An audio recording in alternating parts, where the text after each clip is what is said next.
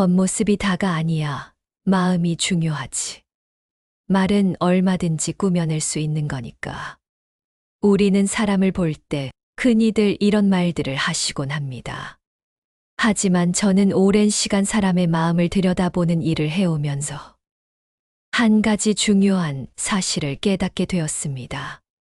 한 사람의 진짜 속마음은 그 사람의 말이나 표정보다 훨씬 더 조용하고 정직한 곳에 숨어 있다는 것입니다. 바로 그 사람이 매일 머무는 공간, 그리고 그 공간을 어떻게 가꾸고 정리하고 사는지를 보면 알 수 있습니다. 책상 위를 보면 그 사람의 생각이 보이고, 가방 안을 들여다보면 그 사람의 하루가 그려지며, 냉장고 문을 열어보면 그 사람의 현재 심리 상태가 느껴집니다. 많은 분들이 정리를 그저 성격의 문제라고 생각하시지만 제가 보기에는 조금 다릅니다. 정리는 자신의 삶을 대하는 태도이자 스스로를 얼마나 소중히 여기는지를 보여주는 가장 솔직한 마음의 거울이라고 할 수 있습니다. 그래서 오늘은 이 정리라는 주제를 가지고 겉으로는 멀쩡해 보여도 가까이 하면 내 삶이 힘들어지는 사람과 반대로 곁에 두면 내 인생이 편안해지는 사람의 결정적인 차이를 알려드리겠습니다. 안녕하세요. 제 이름은 박서윤입니다. 80해라는 시간 동안 눈에 보이지 않는 사람의 마음을 들여다보는 심리학자로 살아왔습니다. 80년을 살며 얻은 지혜를 나눠드릴 테니 구독과 좋아요 한번 꾹 눌러주세요. 그럼 사람 보는 날카로운 눈을 함께 길러볼까요? 여러분, 섣불리 정리 잘하는 사람은 무조건 좋은 사람이라고 생각하시면 때로는 사람을 잘못 볼 수도 있습니다. 정리에도 우리가 미처 보지 못하는 함정이 있기 때문입니다. 겉보기엔 완벽하게 깨끗해 보여도 그 안에 더 깊은 아픔이나 뒤틀린 마음이 숨어 있을 수 있습니다. 그러니 본론에 들어가기 앞서 이 두 가지 주의점은 꼭 마음에 담아두셨으면 합니다. 첫 번째 주의점, 지나친 결벽은 상처받기 싫은 마음의 방패일 수 있습니다. 주변에 혹시 이런 분이 계시지 않으신가요? 늘 먼지 한 톨 없이 반짝이는 책상, 옷장 안에는 셔츠가 색깔별로, 옷걸이 간격까지 정확하게 맞춰 걸려있는 분 말입니다. 처음에는 그저 참 부지런하고 자기 관리가 철저하시구나 하고 감탄하게 됩니다. 하지만 어딘가 모르게 불편하고 숨이 막히는 듯한 느낌을 받으신 적은 없으신지요? 마치 저분 앞에서는 컵 하나도 조심해서 내려놓아야 할 것 같다는 생각처럼 말입니다. 정리가 도를 지나치면 그것은 깔끔함이 아니라 내면의 불안을 통제하려는 방어적인 행동일 수 있습니다. 심리학에서는 이를 강박성 성격의 한 단면으로 보기도 합니다. 눈에 보이는 세상이라도 완벽하게 통제해야 내 마음 속에 통제할 수 없는 불안감이 잠시나마 잠잠해지기 때문입니다. 제가 상담했던 많은 분들을 보면 이런 분들은 자신의 기준에서 조금이라도 벗어나는 상황을 견디지 못하고 때로는 주변 사람들에게 극도의 짜증이나 분노를 표출하기도 합니다. 정리는 잘하지만 사람의 실수는 너그럽게 받아들이지 못하는 것이지요. 그리고 더 안타까운 것은 어느 순간 그 통제의 화살이 가장 가까운 사람을 향한다는 점입니다. 그건 거기에 두는 게 아니잖아요. 왜 이렇게 정리를 못해요? 정리를 명분으로 자신의 방식을 강요하기 시작하는 겁니다. 따라서 지나친 완벽함은 성숙함의 증거가 아니라 오히려 그 사람의 불안과 통제 욕구가 위태로운 상태라는 신호일 수 있다는 점을 먼저 이해해야 합니다. 두 번째 주의점 정리를 안 하는 게 아니라 못하는 마음도 있습니다. 정리가 안 된 공간을 보면 우리는 너무 쉽게 판단합니다. 게으르시네. 자기 관리를 저렇게 안 해서야. 하지만 여러분, 그것은 대단히 위험한 오해일 수 있습니다.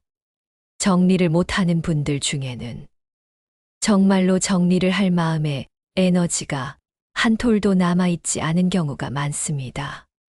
제가 젊은 시절 아이들을 키우며 공부에 매달렸던 때를 돌이켜보면 집안이 그야말로 전쟁터 같았습니다. 그때는 정리를 할 줄 몰라서가 아니라 아이를 돌보고 제 일을 해내는 것이 더 중요했고 그것들을 해낼 힘밖에 남아있지 않았기 때문입니다. 미국 스탠포드 대학의 스트레스 및 건강센터의 연구에 따르면 인간의 뇌가 처리할 수 있는 정보의 양, 즉 인지적 자원에는 한계가 있다고 합니다. 그런데 과도한 스트레스, 만성적인 피로, 깊은 슬픔이나 우울감을 겪게 되면 이 인지적 자원의 대부분이 감정을 처리하는데 소모되어 버립니다. 마치 컴퓨터에 너무 많은 프로그램을 띄워 놓으면 속도가 느려지거나 멈춰버리는 것과 같은 이치입니다. 이것을 인지 과부하 상태라고 합니다. 또 심리학에서는 실행기능 장애라는 개념이 있습니다. 깊은 우울감이나 극심한 스트레스, 수면 부족이 계속되면 머리로는 치워야지 하고 분명히 알고 있음에도 불구하고 몸이 천근만근처럼 움직이지 않는 상태가 됩니다. 치워야 하는 건 아는데 몸이 말을 듣지 않아요. 라는 말은 게으름의 고백이 아니라 그 사람이 지금 얼마나 지쳐 있는지를 보여주는 마음의 절규와도 같은 것입니다.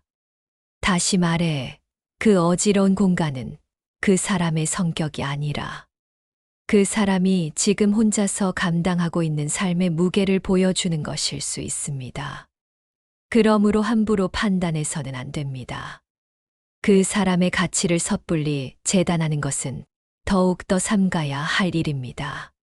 자, 이제 중요한 전제들을 마음에 새기셨다면 지금부터는 정리 습관 속에 숨어 있는 그 사람의 진짜 본성을 들여다보는 결정적인 신호 5가지를 하나씩 살펴보겠습니다. 첫 번째, 버리지 못하는 사람은 지나간 미련도 놓지 못합니다. 혹시 이런 댁에 방문해 보신 경험이 있으신지요? 다 쓴 약봉지가 서랍에 가득하고 10수년도 더 된 낡은 옷, 고장난 리모컨까지 언젠가 쓸 일이 있겠지 하시며 쌓아두는 집 말입니다. 처음에는 알뜰하시다고 생각하지만 가만히 들여다보면 그것은 절약이 아니라 집착에 가까울 수 있습니다. 버려야 할 물건을 붙들고 있는 사람은 이미 떠나보냈어야 할 감정도 똑같이 붙들고 살아갈 확률이 높습니다. 물건에 자신의 마음을 투영하여 묻어두는 셈입니다. 이것을 버리면 소중한 추억이 사라지는 것 같고 내 지난 세월이 부정당하는 것 같은 기분이 들기 때문입니다. 우리는 흔히 물건을 버리지 못하는 사람을 보며 저장 강박을 떠올립니다. 하지만 더 중요한 것은 어떤 물건을 버리지 못하느냐입니다. 그 물건들은 단순한 잡동사니가 아니라 그 사람이 놓지 못하는 과거의 상징이기 때문입니다. 심리학의 애착 이론은 본래 인간관계에 적용되지만 저는 이것이 물건에도 적용된다고 봅니다. 사람은 특정 물건에 자신의 정체성이나 감정을 투영하여 강한 애착을 형성합니다. 하지만 진짜 문제는 이런 분들이 감정도 그렇게 쌓아둔다는 점입니다. 오래전 들었던 서운했던 말 한마디, 이미 아물었어야 할 마음의 상처, 끝났어야 할 인간관계까지도 말입니다. 몸은 현재를 살아가고 있지만 마음은 과거의 먼지 쌓인 창고 속에서 길을 잃고 헤매고 있는 것입니다. 프랑스의 철학자 사르트르는 지나간 것을 버리지 못하면 새로운 것을 마주할 수 없다고 했습니다. 낡은 물건이 새 물건이 들어올 자리를 막듯이 정리되지 않은 감정은 새로운 행복이 들어올 문을 막아버립니다. 그래서 정말 중요한 질문은 이것입니다. 나는 지금 무엇을 버리지 못하고 있는가?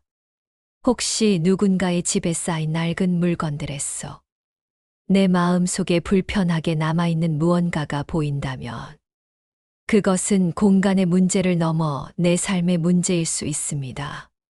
두 번째, 마음이 시끄러운 사람은 머무는 공간도 어수선합니다. 두 번째, 감정 조절이 안 되는 사람 공간도 통제하지 못합니다. 프랑스의 철학자 파스칼은 혼란스러운 삶은 정리되지 않은 내면에서 시작된다는 말을 남겼습니다. 참으로 날카로운 통찰입니다. 우리는 말이나 행동으로 얼마든지 자신을 꾸밀 수 있지만 그 꾸밈이 전혀 통하지 않는 곳이 바로 자신이 머무는 공간이기 때문입니다. 미국의 행동심리학자 피터 월시는 그의 저서에서 어수선함은 미뤄진 결정의 물리적 형태다 라고 말했습니다.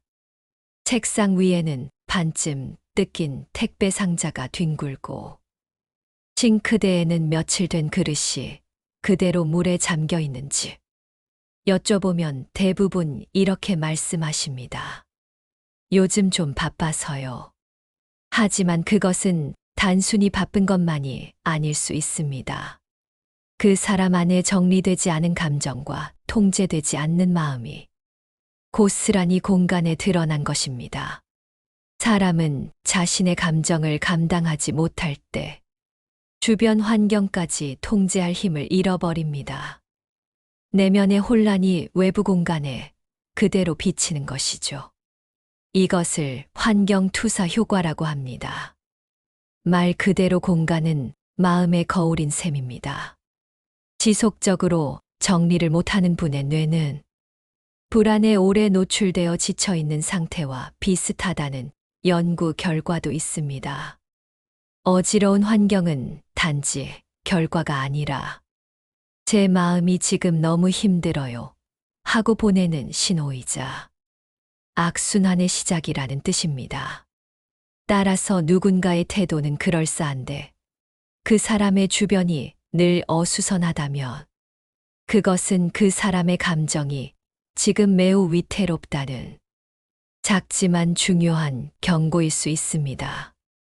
그리고 반대로 지금 내 방, 내 책상이 어지럽다면 내 마음이 많이 지쳤구나 하고 스스로를 돌아봐야 할 때라는 신호입니다. 세 번째, 지나치게 완벽한 공간 감정을 숨기는 사람일 수 있습니다. 혹시 어떤 집에 방문했을 때 너무 완벽해서 오히려 주눅이 들었던 경험이 있으신지요? 마치 잘 꾸며진 전시장이나 박물관에 들어선 것처럼 모든 것이 제자리에 있지만 선뜻 만지거나 앉기가 망설여지는 그런 공간 말입니다. 그곳에는 분명히 질서와 규칙은 있지만 사람이 살면서 자연스럽게 생기는 편안함이나 따뜻한 온기는 느껴지지 않습니다. 이런 분들에게 공간은 감정의 교류가 일어나는 따뜻한 안식처가 아니라 감정을 드러내지 않고 자신을 지키는 일종의 요새와도 같습니다. 이런 분들은 종종 감정을 표현하는 것을 불편해하거나 자신의 약한 모습을 보이는 것을 극도로 두려워하는 경향이 있습니다. 어쩌면 과거의 감정을 솔직하게 드러냈다가 상처를 받은 경험이 있을 수도 있습니다. 그래서 예측할 수 없고 때로는 상처를 주는 사람과의 관계 대신 예측 가능하고 완벽하게 통제할 수 있는 물건과의 관계에 더 집중하는 것일지도 모릅니다. 마치 갑옷을 입듯 완벽하게 정돈된 공간 속에 자신의 진짜 감정을 숨겨두는 것이지요. 철학자 니체는 진정 강한 사람은 감정을 숨기는 사람이 아니라 감정을 품고 견디는 사람이다라고 말했습니다. 감정을 품지 못하고 그 대신 손에 잡히는 공간만 정리하는 사람. 사람은 들이지 않고 물건만 줄 세워두는 사람. 겉은 완벽해 보이지만 그 속은 누구에게도 보여주지 못하는 깊은 외로움이 자리하고 있을 수 있습니다. 그 사람이 정성껏 꾸민 집비. 역설적이게도 여기는 모든 것이 정리되어 있으니 제 마음은 더 이상 들여다보지 말아 주세요라고 말하고 있는 셈입니다. 네 번째, 남 탓이 많은 사람일수록 공간 탓을 합니다. 혹시 주변에 이런 말씀을 자주 하시는 분이 계시지 않으신가요? 치우고 싶긴 한데 요즘 시간이 없었어. 이건 제가 그런 게 아니고 아이들이 매일 어지럽혀 놔서 그래요. 저는 원래 좀 창의적인 스타일이라 이 정도는 괜찮아요. 처음에는 그럴 수 있다고 생각합니다. 바쁘면 그럴 수 있고 아이를 키우다 보면 집이 어지러워지는 것이 당연하지요. 하지만 이상하게도 이런 분들의 주변은 늘 어수선하고 공통적으로 자신의 탓은 절대 하지 않습니다. 이것은 단순히 정리의 문제를 넘어 삶을 대하는 태도와 습관의 문제입니다. 독일의 심리학자들은 책임 회피 성향이 강한 사람일수록 자신이 만든 어지러움을 정당화하는 언어, 패턴을 사용한다고 밝힌 바 있습니다. 쉽게 말해 공간의 어수선함을 늘 시간이나 다른 사람, 혹은 자신의 스타일 탓으로 돌리는 사람은 인생에서 마주하는 다른 문제들에 대해서도 똑같은 방식으로 반응할 가능성이 높다는 것입니다. 마치 자신의 공간에 어지러운 물건들이 머물 자리를 내어주듯 자신의 삶의 책임이 머물 자리는 만들지 않는 것입니다. 사실 제가 정리를 못했습니다. 제가 실수했습니다. 이 한마디를 인정하는 데는 큰 용기가 필요합니다.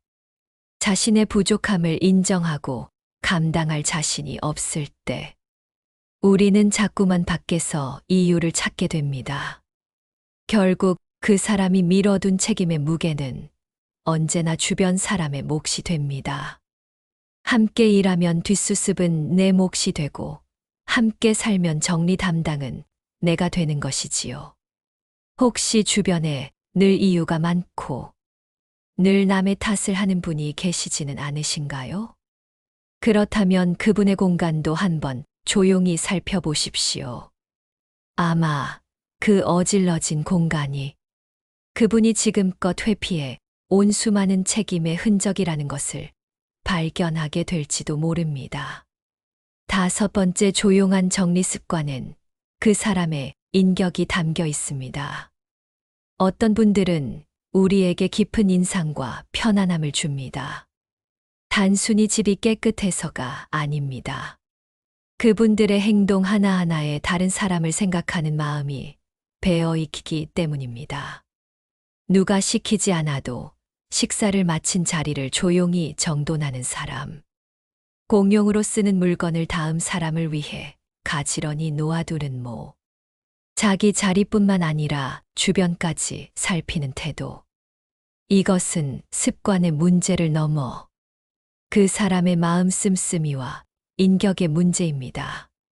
하버드의 심리학자 조던 피터슨 교수는 자기 방부터 정리하라고 조언했는데 이는 단순히 청소를 하라는 의미가 아닙니다. 자기 삶의 가장 작은 영역부터 책임질 수 있을 때 비로소 더 큰 세상에 대해서도 책임질 수 있다는 뜻입니다. 자신의 삶을 소중히 여기는 사람은 자신의 물건을 함부로 다루지 않습니다. 그리고 그런 사람은 다른 사람 또한 함부로 대하지 않습니다.